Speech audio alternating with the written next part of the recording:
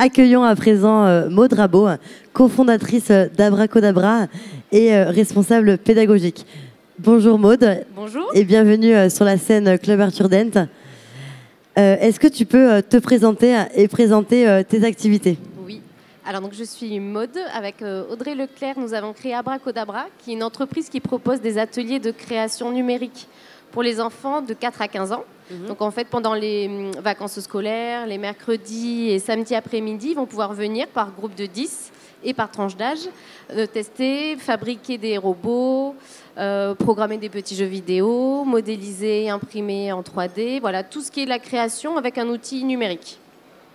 Est-ce que tu peux nous parler un petit peu plus de toi et de ton parcours? Oui, alors donc moi j'ai un parcours un peu atypique.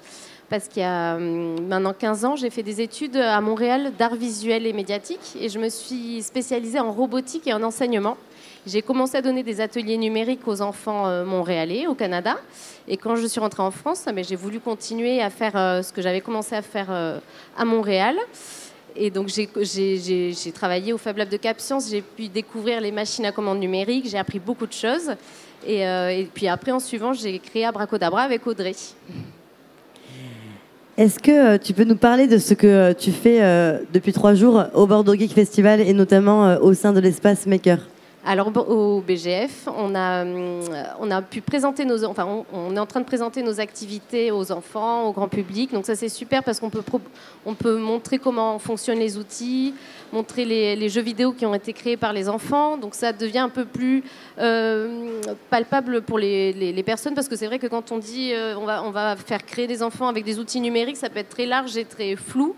Mais là, ils voient bien que en fait un robot c'est pas si compliqué que ça à faire. On peut prendre des Lego, les construire, les programmer avec des blocs simples parce qu'en fait maintenant il y a plein d'outils éducatifs qui existent pour enseigner la programmation, la robotique et qui permettent surtout de créer des choses très poussées et intéressantes.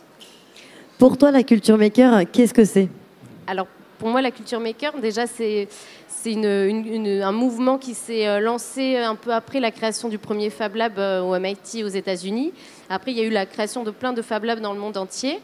Et donc, forcément, avant, on bidouillait tout seul dans notre garage. Et grâce à l'arrivée des Fab Labs, on a pu sortir de chez soi et puis bidouiller avec d'autres personnes, échanger, apprendre des autres, partager les fichiers. Voilà. Donc, pour moi, la culture maker, c'est un peu ça se repose sur le fondement un peu des Fab Labs qui est le partage, la curiosité, l'apprentissage par l'erreur, voilà, la curiosité, essayer de comprendre comment fonctionne notre environnement, si j'ai ma radio qui marche plus, je la jette pas, je vais essayer de l'ouvrir, de voir ce qui s'est passé, puis si je sais pas, je vais essayer de me renseigner, voir s'il y a d'autres personnes qui savent et voilà, apprendre ensemble. Pour finir, que t'apporte le BGF et l'espace Maker? Alors le BGF, ça nous a permis de présenter nos activités, puis surtout de rencontrer tous les acteurs régionaux dans la création numérique, en particulier les Fab Labs, les personnes qui vont imprimer en 3D, plein de choses avec des acteurs hyper intéressants. Et voilà, on a fait des rencontres riches et passionnantes. Merci pour cette interview et pour t'accompagner au sein de l'espace Maker et de la scène Club Arthur Dent. Merci à toi. Merci Maud. Au revoir.